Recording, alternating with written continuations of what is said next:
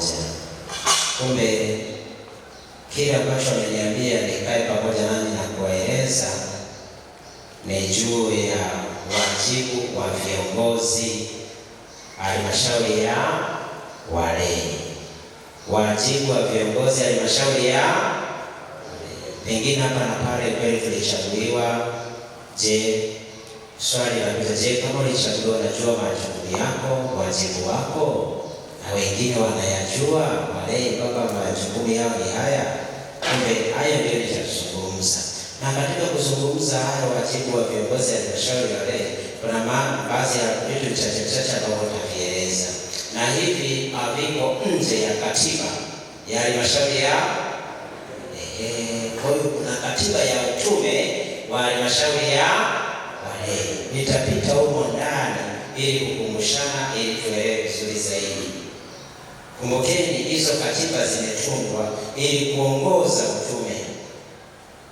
Utaona moyo mtakatifu wa Yesu pia wana katiba yao, kwaya wana katiba yao, utume wa wanaume wana katiba yao, wawake wana katiba yao. Kwa hiyo pia halmashauri ya walei pia wana katiba yao. Na hiyo halmashauri ya walei, kumbukeni, iko ngazi ya jumuiya. Kuna viongozi wangapi? Asante, karibu sana Ilamba. Parokia ya Mutiama. Ikitoka hapo uongozi unaanzia kule jumuiani, unakwenda parokiani. Lakini makanisa mengine unatoka kwenye jumuiya unakwenda kigangoni, si ndio? Alafu ndio unakwenda parokiani. Huko parokia zingine za mjini ambazo zina vigango, unatoka jumuiani unakwenda kwenye mitaa au kanda. Huko kote kuna viongozi ya halmashauri ya walei. Na wale walei wanatandika wanapanda juu kule parokiani. Unaona? Kwa ngazi zote kuna viongozi ya halmashauri ya walei, pia ngazi za dekania, ngazi za kwa kila sehemu ambapo kanisa imeweka kitu fulani ambao tunajua walei wako, kumbe kuna nafasi ya uongozi wa walei, si ndio? Kumbe nianze sasa kutoka hapo niendelee mbele zaidi. Sasa tena niendelea hapa, hii katiba bado mpya. Mlishaiona jamani? Mlishaiona? Wangapi mlishaiona? Nyosheni mkono. Si ndio? Sawa. Muikafute kabisa mwanayo. Wangapi mlishaisoma na kuelewa? Basi naelezo ili ukitoka ukinunua uielewe vizuri. Sawa. Ili ukienda huko kufanya kazi zenu mfanye vizuri. La kwanza ambalo naanza nalo, maana ya walei. Walei ni akina nani? Walei ni akina nani? Tumsifu Yesu Kristo. Walei ni waamini wote ambao kwa ubatizo wao na kipaimara wameunganika na Kristo na kufanya taifa la Mungu. Walei hawa wanashiriki katika kazi ya Kristo ya ukuhani, unabii na ufalme. Wanaweza kufanya utume wao binafsi na kwa pamoja, na wanatumwa kuwa mawakili waaminifu kutakatifuza malimwengu na taasisi ili ziongozwe na roho ya Injili. Unaona maana mbele, sio? Wote wanaobatizwa, ukiondoa makreli, mafaa makreli au wakreli, mapadri na maskofu au na mashemasi, au ndio wanaitwa makrelo, wenye daraja katika kanisa. Mashemasi, mapadri na maskofu, hao hawamo katika hawa wanaosema walei, yaani kwenye kundi lenu hawamo. Na pia tunawaondoa watawa waliowekwa wakfu, tukifuata katiba yenu. Sawa? Watawa na wenyewe wanatolewa kidogo, sababu unaona wana nyumba zako wao wanapokaa kidogo, wana maisha yao tofauti na yenu. Lakini sisi sote kwa pamoja kama mapadri tunajua kwamba mtawa pia ni mlei, si ndio?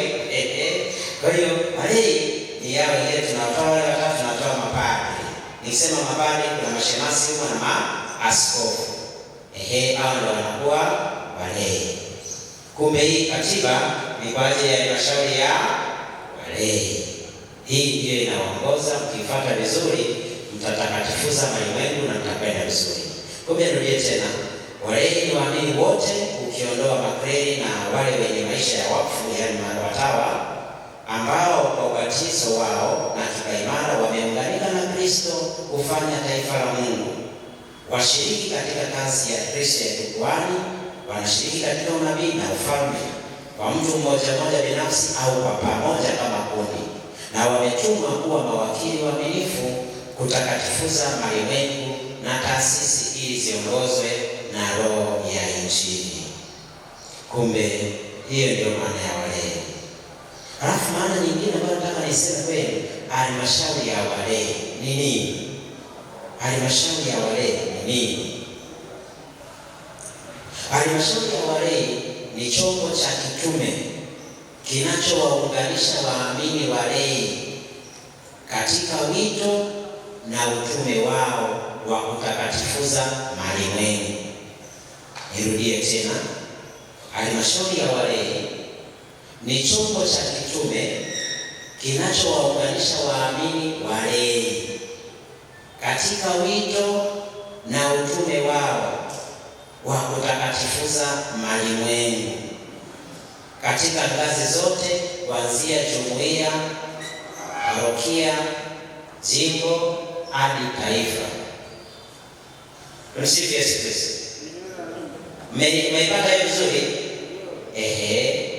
Kumbe halmashauri ya walei ni chombo cha kitume kwa ajili ya utume, kumtumikia Mwenyezi Mungu, kinachowaunganisha waamini walei wote katika wito wao, wameitwa ili kumtumikia Mwenyezi Mungu, wakitakatifuza malimwengu katika ngazi zote, kuanzia jumuiya, parokia, jimbo hadi taifa. Kwa hiyo ngazi hizo zote kuna halmashauri ya walei. Kule taifani, unajua ofisi za halmashauri ya walei ziko wapi? Ziko sehemu gani? Ziko wapi? Nimeshaambiwa. Hapa jimboni tumeziweka zote hapa moja. Kuna chumba kutoka ofisi hiyo na ingia sio kule, zimejitegemea. Ziko kule baraza la maaskofu, ziko kule kama unaelekea Segerea, sehemu moja inaitwa Bakanja, karibu na kituo kimoja cha polisi maarufu kama Stakishari. Unaona hapa ndipo mmejenga hiyo michango ambayo mnaitoa huko. Basi mmejenga ofisi kubwa kule, hata mjadala ni mikutano mnalala kule. Kumbe mmetoka huko jumuiani mpaka taifa kwa muungano wenu kwa ajili ya kuunganisha. Niseme viongozi walei ni akina nani? Viongozi walei ni Wakristo wa Katoliki waliobatizwa katika kanisa Katoliki. Viongozi walei ni Wakristo wa Katoliki waliobatizwa katika kanisa Katoliki, waliochaguliwa au kuteuliwa kuwaongoza waamini walei wenzao katika kanisa Katoliki. Narudia tena, viongozi walei ni akina nani? Ni Wakristo wa Katoliki waliobatizwa katika kanisa Katoliki. Na hao viongozi wanakuwa wamechaguliwa au kuteuliwa kuwaongoza waamini walei wenzao katika kanisa Katoliki. Tumsifu Yesu Kristo. Wangapi mliochaguliwa? Mnyoshe mikono. Mliochaguliwa kwa kura na walei wenzenu? Sasa wangapi mlioteuliwa? Si ndio? Kuna wengine umeteuliwa walikuona kama wanafaa. Kwa hiyo tumia nafasi yako nzuri ya uteuzi kama vile wao ndio wamekuchagua wale utakaokuona waongoza. Sasa hao ndio viongozi walei. Baada ya kusema hayo, mimi maneno ni fupi sana. Nakaribia kumaliza.